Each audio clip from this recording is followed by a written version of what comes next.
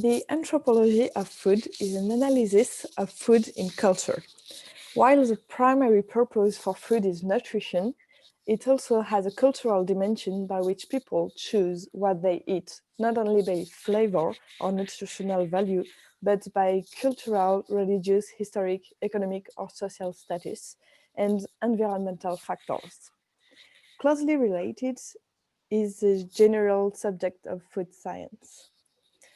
For example, we are the only mammals that cooks our food. And so food is a big part of our culture.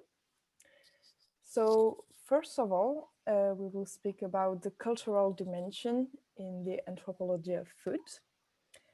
For example, in France, the average people spend 2 hours and 13 minutes per day to eat.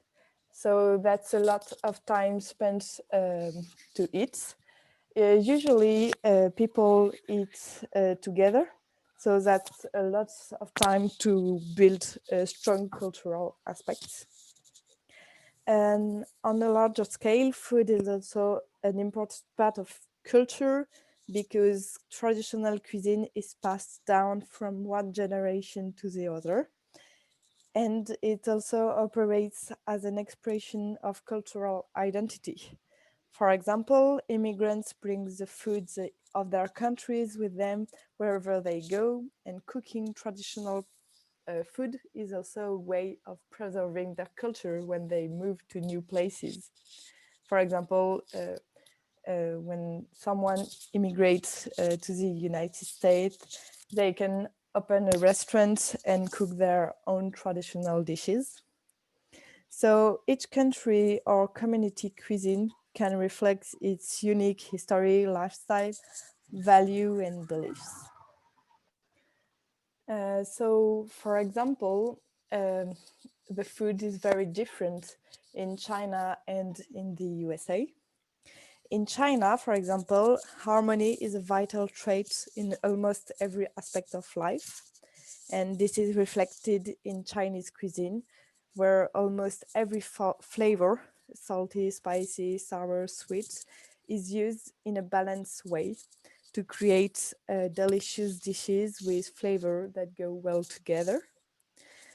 And yes, so they believe that food not only needs to be nutritious, but also needs to look appealing. And so they put a lot of effort into decorating the dishes. On the opposite, the cuisine of the United States reflects its history.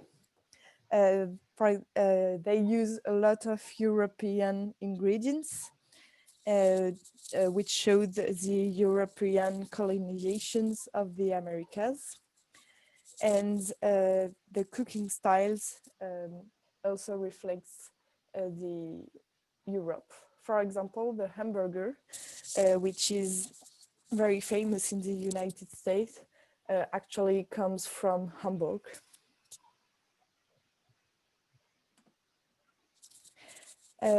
Food is also very important in the religion because religions not only have culturally valorized nourishments, but also taboos, and they use food in very different ways.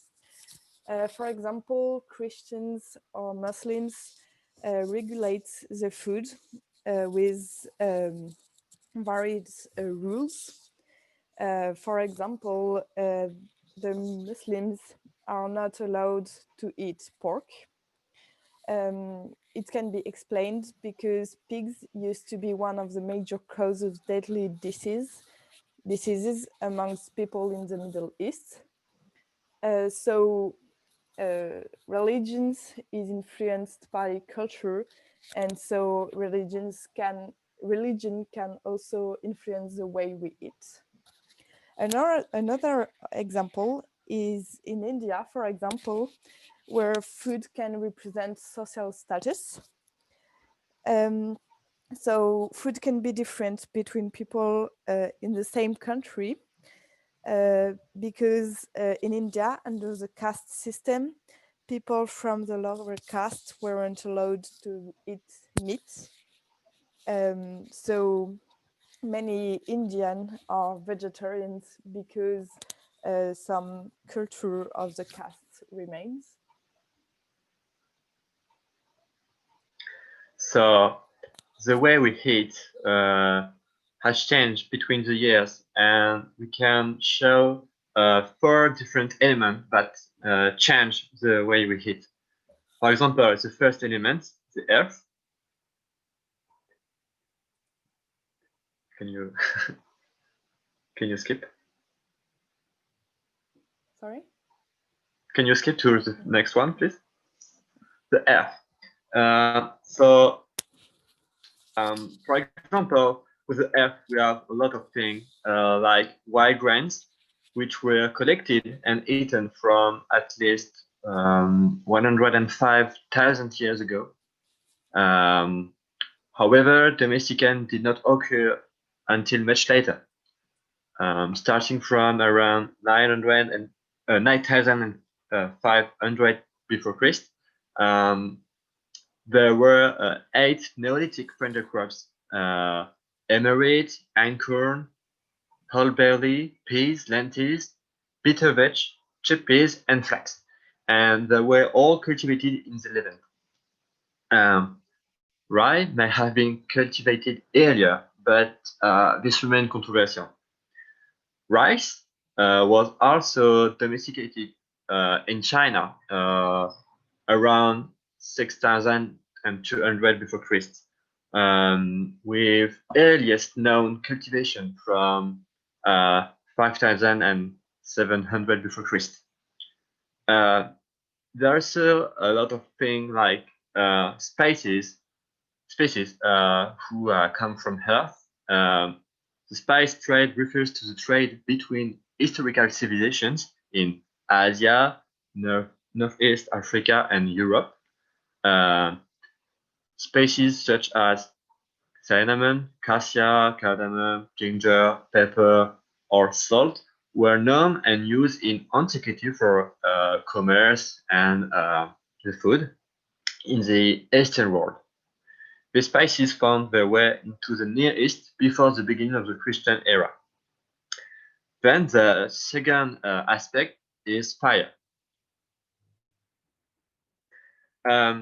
Since nutrition is an essential element for human survival, it's not surprising to find that the cuisine appeared almost at the same time as our species. In prehistoric times, our ancestors already used mixtures between different food. For example, seashells with opened seashells with some tools and some meat. However, the kitchen as a place did not exist at that time. There were a revolution with the discovery of fire and the ability to cook food. The fire then became a rating point for group cooking. It evolved differently between each culture during the year. Little by little, civilizations have evolved and have integrated a kitchen into their homes, adapting to the climatic situations and habits of all people.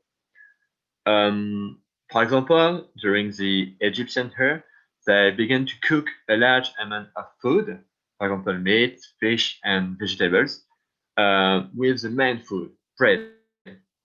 And all this cuisine was essentially made in the open air. The next element is the water.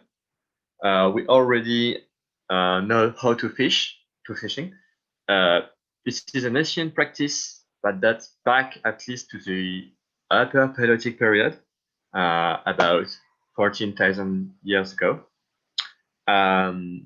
At that time, human tried to fish with a lot of weapons or tools with bones.